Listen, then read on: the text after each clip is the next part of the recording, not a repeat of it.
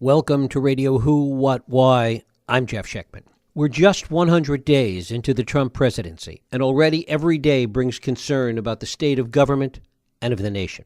Self-dealing, violation of ethics laws, serial lying to the American people, the endless web of Russian connections, and whether or not treason was committed. The leaking of classified information, irrationality, a war on the intelligence community, and foreign adventurism are just the tip of the iceberg. Add to this the lack of coherent policy, lack of basic competence, and ignorance about the issues driving our future, and you have an accurate picture of the current administration. But is any of this cause for impeachment?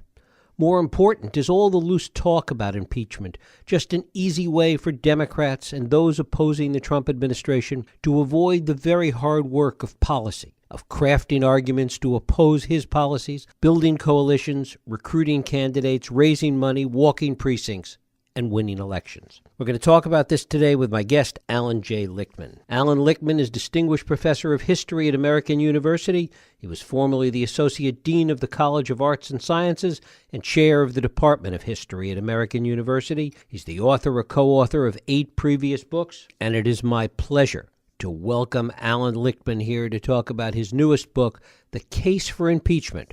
Allan, thanks so much for joining us. My great pleasure. Is it too early to be talking about things like impeachment 100 days into this administration?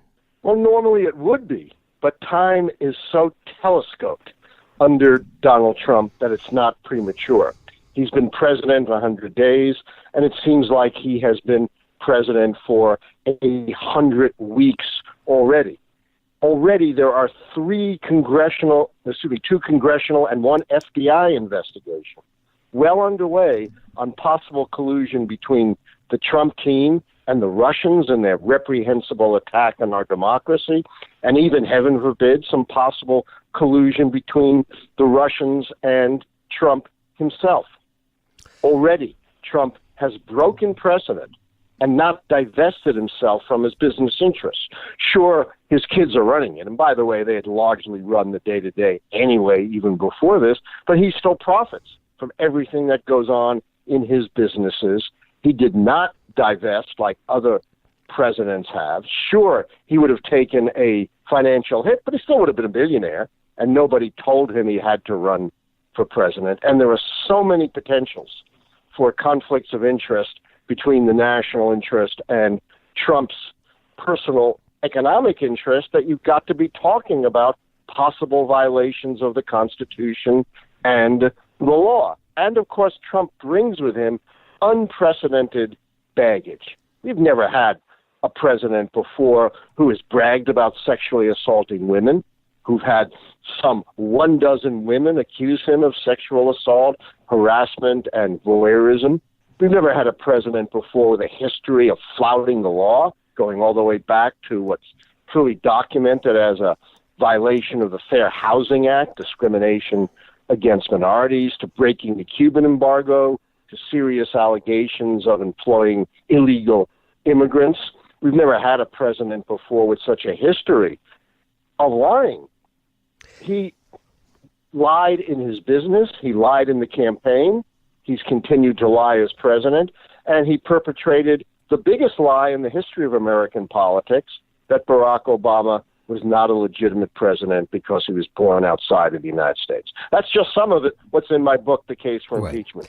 And yet, to their own argument about this, so much of this was litigated during the course of the campaign, and whether we all like it or not, he won. That's right. And, that's certainly a legitimate argument to be made. But impeachment was put into place for a reason by the framers. They understood the verdict of elections. They understood the legitimacy of the elections. But they also understood that a rogue president who smashes through the restraints of law and the separation of powers needs to be checked, and the ultimate check is impeachment. And a lot of these things were not fully litigated during the campaign.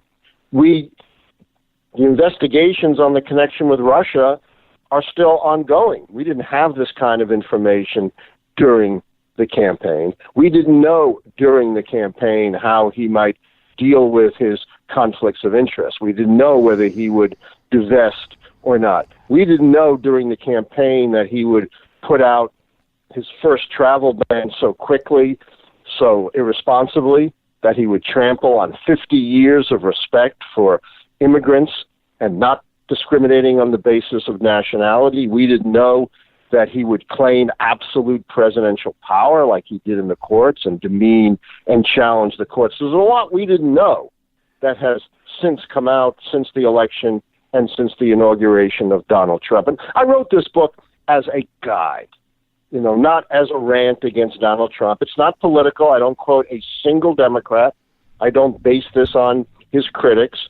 I don't say he should be impeached because he's unconventional, because you don't like his style or you don't like his policies. But I do think we need to think very seriously about whether or not our constitutional order, our liberties, our freedoms, and now with these international crises, maybe even our national security, are threatened by this president. So it's something for everyone to think about and contemplate, because ultimately impeachment lies in the hands of the American people and will only occur if the American people demand it. Is this the best use of individual energy with respect to opposition to this president? When we look at the reality of 18 months from now, when we have midterm elections again, is that in fact the better use of time and energy and resources for the American people that oppose this administration? I don't think they're mutually exclusive at all. I think the grounds for the impeachment of Trump are very relevant to the midterm elections and which party ought to be given power in the country. And so I don't see the two as a choice of one or the other. But I agree with you. Energy always needs to be directed towards a goal. Otherwise, all of these demonstrations and protests, they're like smoke going through a chimney. They're going to dissipate. And I do think you can't ignore the threats to our society from possible transgressions that lead to impeachment. And certainly, as well, organizing needs to lead to electoral success. As we've seen in Georgia, a lot of that had to do with people's energy being directed to the election of a Democrat, and in part, of course, to send a message to Donald Trump, by the way. It's not independent of the critique of Trump. Putting it in a political perspective, certainly the argument can be made that as long as there is a Republican Senate and a Republican Congress, impeachment and any effort towards impeachment is only going to be able to go so far. And it has the potential unintended consequence of creating blowback that actually could hurt the Democrats in midterm elections 18 months from now. Well, that's possible, and I didn't write this book, on behalf of the Democrats or to figure out what political strategy is best for Democrats. I wrote this book in defense of our democracy and to guide people when our democracy would become so threatened that impeachment does become a remedy. But it seems to me that there is a possibility, or a strong possibility, if the transgressions are great enough, of course, even for a Republican-controlled Congress to impeach Donald Trump. First of all, it doesn't take all the Republicans. Assuming the Democrats want to impeach him, it only takes some 24 Republicans. That's just 10% of Republicans to defect. And you may get defection if Republicans come to believe that Donald Trump is a liability to their reelection. And the results of the runoff in Georgia, which are being held this June, will be a big sign of that. They may also defect if they think he's a liability in enacting their agenda, and so far he's not been very successful. And the Republicans love Mike Pence. He's not a loose cannon like Donald Trump. He has relationships with Republicans in Congress, unlike Donald Trump. And if they get Mike Pence as president, he gets to pick his vice president. And you could have the dream team of Mike Pence and Paul Ryan as a result of the impeachment of Donald Trump. So the politics do get very, very complicated here. Talk a little bit about the degree to which you think that something has to cross the line, that something has to change even within the current framework in order to create the kind of critical mass necessary to seriously talk about impeachment. I completely agree with that. And I think, as I said, the most likely is that the investigations into Russian collusion really turn up something serious, and Trump could be guilty of misprision of treason, that is, failure to report treasonous acts if he knows that his subordinates were colluding with Russia, or, could be charged with treason himself if he was involved in any of that kind of collusion. If this really turns out to be the case, and I have no idea whether it is or not, then I think you will have created a critical mass for impeachment. And so far, the response of the Trump team, I have to say, looks a lot like a Nixonian cover-up. First, these guys like Jeff Sessions and Jared Kushner and Carter Page. Oh, we didn't have any contacts with the Russians. Then, of course, it turns out they did have contacts with the Russians. Then they deflect. Then they deceive. And then ultimately, if they have to make a statement, they say, oh, it was all innocuous anyway. Then why conceal it? Sounds a lot like what the Nixon administration said about Watergate, that it was just a third-rate burglary. And then the other thing that I think, there's several other things that could cross the line into impeachment. Obviously, if it turns out that the conflicts of interest, which I think are just immense, are serious enough to really undermine the national interest, that certainly could lead to impeachment. Just something extraordinary in the news about Rex Tillerson's former company Exxon seeking a waiver from the sanctions against Russia to do operations on oil and gas in Russia. And by the way, there's a trap door for impeachment for Donald Trump, and that is there's a lawsuit going on filed by the very well-known feminist lawyer Gloria Allred on behalf of one of Donald Trump's accusers, charging him with defamation for attacking her. If that goes to trial, and it may well, because the courts decide on a case-by-case basis, he could be caught in the Clinton impeachment trap of lying under oath in a deposition.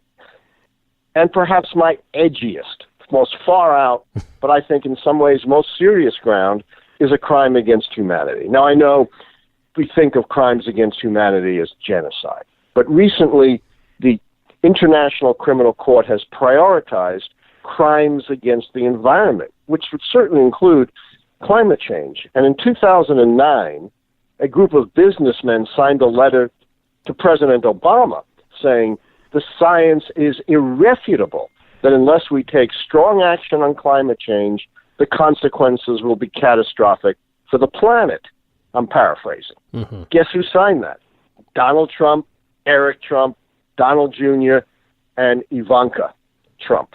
What's changed in 8 years? Only Trump's political calculations, because the science is stronger and the dangers are worse. And he's not only stopped progress on fighting climate change, he's thrown it into his reverse so far with his policies. And we are not signatories to the Rome Accords that established the ICC, but anyone in the world could make a complaint because climate change is universal. And imagine an American president being charged with a crime against humanity. It's pretty far out, but climate change is the most serious existential threat of the 21st century. One of the other areas that comes up periodically in this conversation about impeachment is the whole issue of rationality and the 25th Amendment. Talk a little about that. Yeah, few people are aware that there is another mechanism for removing a president different from impeachment, and that is the 25th Amendment enacted in 1967, which says that you can remove a president if he's unfit to carry out the duties of office. That could include mental as well as physical unfitness. The amendment is not specific on that. It's a very Byzantine process. It's never been used, very difficult. It requires a majority of the cabinet and the vice president, who are appointed by the president, of course, to pronounce him unfit. And then ultimately, if the president resists, it's up to the Congress, who can then remove him by a two-thirds vote of both houses. So you don't have to go through an impeachment or a Senate trial. Now, I'm not a mental health professional, but a number of very eminent mental health professionals have openly broken the so-called Goldwater rule, right, going back to the candidacy of Barry Goldwater in 1964. And the rule is you don't diagnose from afar political candidates and leaders. They've broken that because they think that Trump really is temperamentally unfitted to be commander-in-chief of the armed forces and head of the executive branch of the United States. And I grew up in the 50s. When we were terrified of nuclear war, we thought we were all going to be annihilated. Well, for the first time again, I'm terrified about the possibility of nuclear war. And this raises, serious questions that I think need to be pondered, whether or not Donald Trump is temperamentally fit to deal with questions of war and peace in the nuclear age that might require some pretty quick and decisive decisions.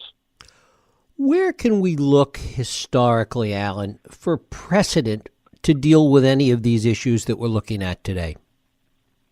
Yeah, I think even though he wasn't impeached, I have a whole chapter on Nixon, which I think gives us the most guidance. Nixon, according to the Republican leadership, would have been impeached, and about a third of Republicans on the House Judiciary Committee voted for an article of impeachment, and would have been convicted, according to the Republican leadership. There are chilling parallels between Trump and Nixon. They both see themselves as beset by enemies. They both see themselves as war with the press and a so-called establishment that's against them. Neither man is anchored by strong guiding principles, but considers themselves first above all others. And the impeachment of Nixon, I think, is an important guide because generally, leaving out the particularities of it, what Richard Nixon was doing was fundamentally abusing presidential power, using presidential power for his own political and personal ends, and not caring about fairness, tradition, or law. And we can certainly see in Donald Trump, leaving aside particularities, these same tendencies to be intolerant of criticism, to denigrate and challenge the free press, to demand, in defense of his first travel ban, absolute presidential power, to denigrate the courts. And it is these dangerous tendencies, I think, that draw the chilling parallels between Donald Trump and Richard Nixon. And then you would specify particular acts that show the abuse of power, whether the use of the office for personal gain, the smashing of separation of powers, and in Donald Trump's case, of course, what happened before the election. And that's an interesting case because the Constitution does not specify you have to be impeached only for acts that occurred after election or after inauguration. Donald Trump could be impeached for what happened during the election. Is there a problem, or is this all offset by the fact that there is so much? I mean, taking it back to the beginning of our conversation, there are so many areas to look at in this regard that by looking at all of them, that none of them sort of rise to the level. Well, it's a very good point. And I think we saw this during the campaign, and we see it now during the presidency. There is so much going on.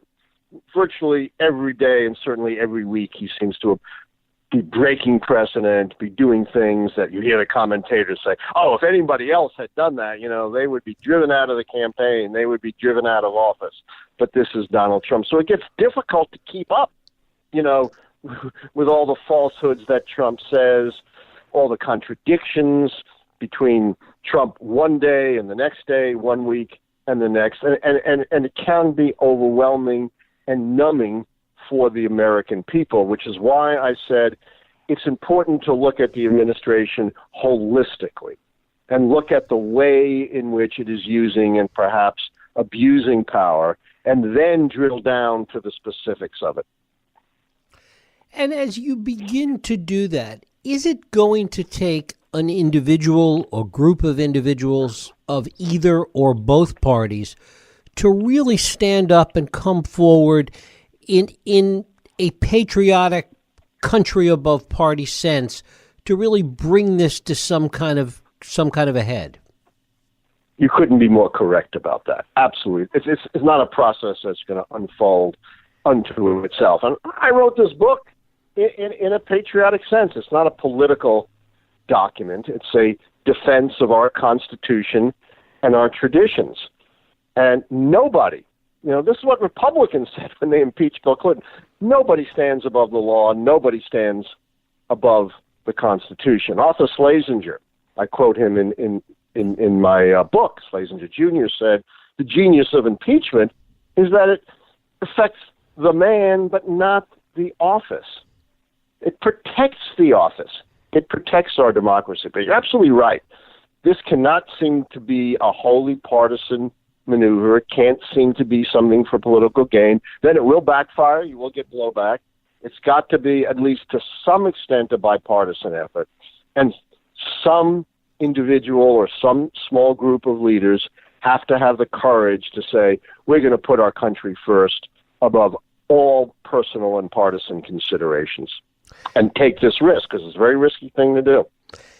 Given the level of polarization, given the level of divide in the country today, arguably far worse even than it was in the 60s and 70s back in the Nixon era, given all of that, is something like this even possible without tearing the country apart in ways that we might not even imagine? Well, I think impeachment can actually be salutary. Yes, there's tremendous polarization and the country is divided. But, when Andrew Johnson was impeached in 1868 during the Reconstruction period, the divisions were even greater and the tensions were much higher than they were today. The conflicts between, Democrats based in the South and Republicans based in the North were immense, and the wounds of the war still had not healed. And yet the impeachment of Andrew Johnson actually had a salutary effect. He wasn't convicted, but in the remaining months of his presidency, he moderated his policies. He stopped obstructing the Reconstruction efforts that were aimed at bringing newly freed slaves into full participation in American life. So impeachment actually had a chastising and positive effect. It may or may not have that effect today, but I think the example from the 1860s shows that the effects of impeachment need not be to tear the country apart, but could actually help bring it together. Of course, that was before 24-hour news, cable television, the internet, et cetera, et cetera, et cetera. Oh, my goodness, yes. Long before. That's when people actually read newspapers, right, believe it or not, and read them in depth. And news traveled a lot more slowly. That's correct. A lot of it traveled by word of mouth. But you'd be surprised at how informed people were even back in the 1860s. Remarkably so. And I have to say, if you would read any of the debates in Congress as compared to what goes on today, the level of knowledge, the level of depth and sophistication would make us embarrassed today, quite frankly. We don't hold a candle to the political leaders of the 19th century.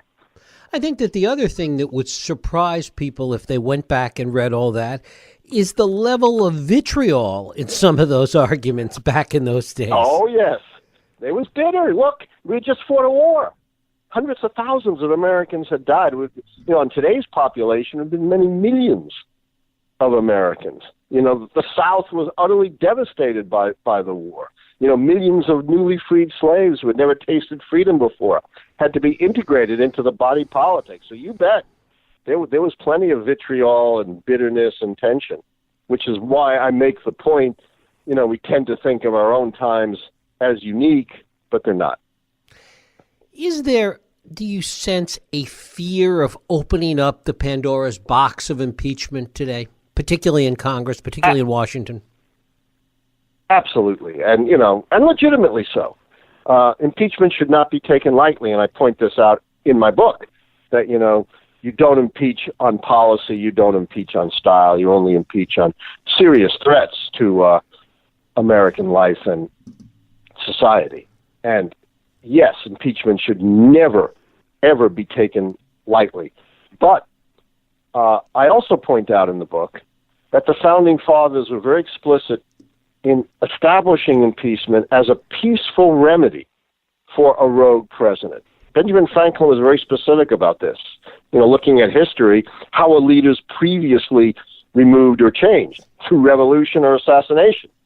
And impeachment, the Founding Fathers recognized, was put into the Constitution as a peaceful alternative to perpetual revelations and assassinations. We didn't want to become like the Roman Empire, with one leader after another being dispatched. And finally, talk a little bit about legal remedies outside of impeachment. There's many lawsuits being brought today, lawsuits being brought with respect to violation of the emoluments clause of the Constitution, other legal remedies that are being sought outside of impeachment. Talk a little about that, finally. Yeah, there really aren't any good legal remedies outside of impeachment. What do you do to a president who violates the emoluments clause? The emoluments clause doesn't have an enforcement mechanism. You can't fine the president. You can't bring him before the bar of justice. The only remedy really is impeachment for presidential violations. That's pretty much it. But if you are impeached and removed from office, a president is then vulnerable to prosecution for whatever he may have done while president or before, which is why, of course, Gerald Ford pardoned Richard Nixon. The only other constitutional mechanism, it's only been used once, and is very, very controversial. It's not clear whether Congress has the power to do this, but who's to stop them, is censure, actually censuring officially the president, something that Congress has done to its own members. For example, Joseph McCarthy, the famous hysterical anti-communist, was censured. And that was done only once under Andrew Johnson. And then when Johnson's allies got back in control, the censorship was removed in big black marker from the annals of the Senate. So that would be really the only other mechanism, and it's not even clearly constitutional. There's very little you can do to halt a rogue president other than impeachment. But remember, impeachment isn't conviction.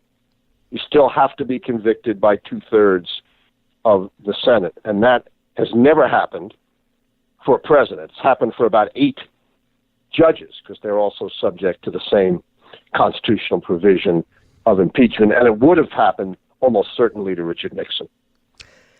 Allan Lichtman. Allan, I thank you so much for spending time with us today.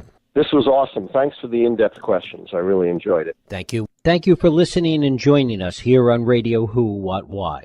I hope you join us next week for another Radio Who, What, Why podcast. I'm Jeff Sheckman.